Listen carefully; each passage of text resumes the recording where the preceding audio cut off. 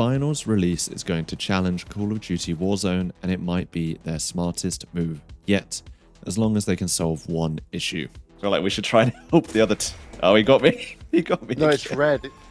Oh, Oh, your team wiped us. Oh. Yesterday, Nexon, a large shareholder in Embark Studios, released their Q3 earnings report for 2023.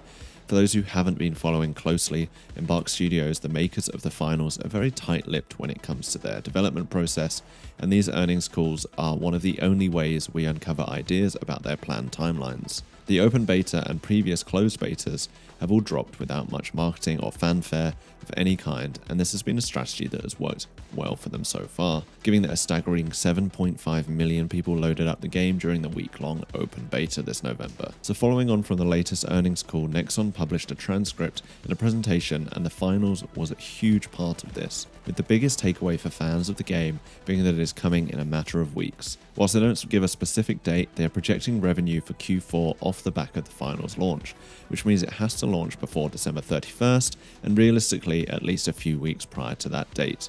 They even state that it will launch in the coming weeks. Now you could say, well, weeks could mean 52 weeks, but in reference to another project they talked about a beta in the coming months, safe to believe that when they say weeks they mean weeks.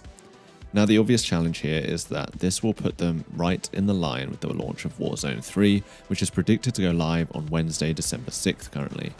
Now, most FPS launches would try to avoid a clashing with such a major title like Call of Duty, and especially a new Warzone release, but I personally think this could be a great thing for the finals. Now why is that? Because the hype for the finals right now could not be any higher, and it is only going to decline the longer and longer they wait to launch, and similarly, the hype for Call of Duty really couldn't be much lower.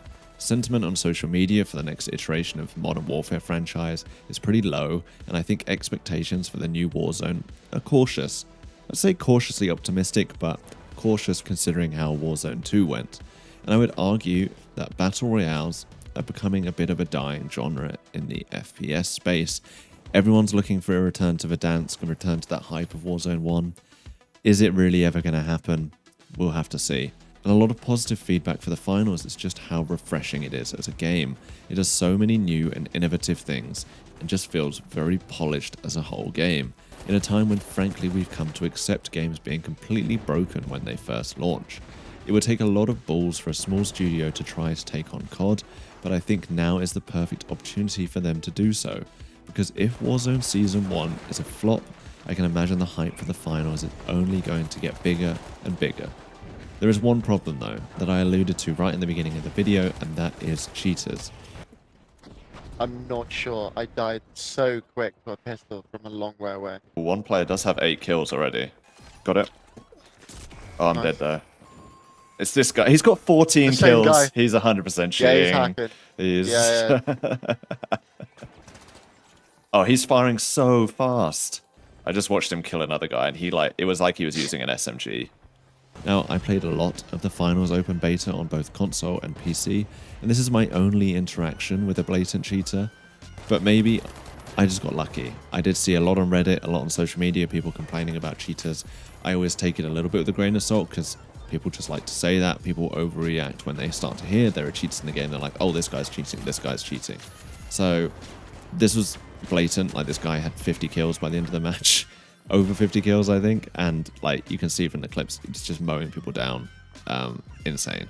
However, if a new game like this gets a huge player base, it is inevitable that cheaters are going to start to come, and Embark needs to be ready to tackle it head on. I think Back to the Cycle Frontier, a really exciting indie extraction shooter that shut down this year for lots of reasons, but really because cheaters killed its first season, and the finals is 100 times bigger than the cycle ever was. I am hopeful though. I think Embark are doing a lot of really cool things and are standing out from the crowd. I'm hopeful that they are able to deliver a good experience on this front, and I think if they can keep cheaters to a minimum, you're never going to get rid of them all, but if they're down to a minimum, then they are onto a big winner with this game, and I'm really excited for where they take it. Anyways, that's all for me. If you enjoyed the video, give it a like. If you didn't, give it a dislike. Let me know your thoughts on the finals launch, whether you'll be ditching other games to come and play this new title. I'd love to see what you guys think, and I'll catch you guys next time. Cheers.